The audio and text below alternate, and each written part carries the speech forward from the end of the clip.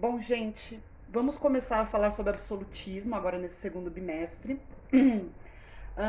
que é o sistema político da Idade Moderna. Tudo bem?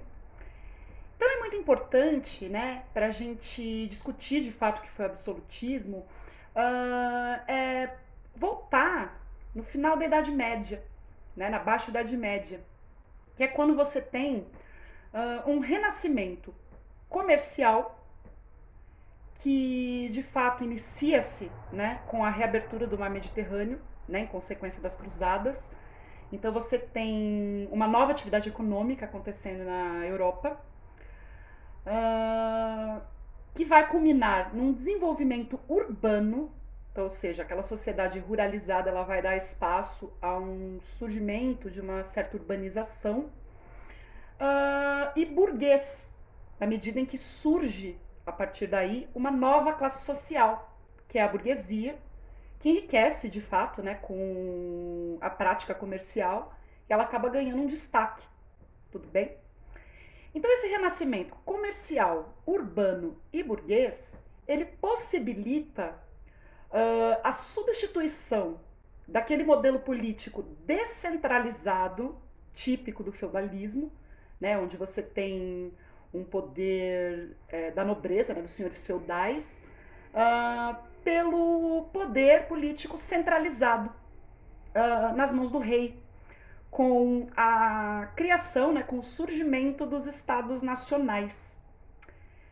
Então aqui eu coloco dois exemplos, né, da França e da Inglaterra. Né? A França ela teve o seu auge do absolutismo nas mãos do Luís XIV, da dinastia Bourbon, e na Inglaterra com o Henrique VIII, né, da dinastia Tudor, que depois vai passar o poder para sua filha Elizabeth I, né, que vai exercer o mesmo poder do pai dela. E é importante lembrar que tanto França quanto Inglaterra, né, se envolveram no conflito da Guerra dos 100 Anos, e esse conflito, além de possibilitar a formação dos Estados Nacionais francês e inglês, eles também contribuíram, né, para um certo declínio do feudalismo, né? Pensando nessa estrutura, né, política, é muito importante a gente falar também da questão econômica do absolutismo, que é o mercantilismo, né, que é um modelo econômico no qual há uma intervenção estatal na economia. Então, ou seja, o rei intervém na economia com o objetivo, né, com a intenção de proteger, né, o seu mercado interno da concorrência estrangeira. Né? Isso ficou conhecido como protecionismo.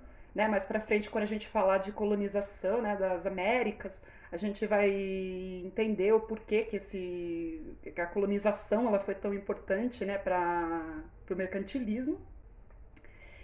E quando a gente para analisar, então, né, o absolutismo, a gente está falando, como o próprio nome já diz, do poder absoluto nas mãos do rei, certo?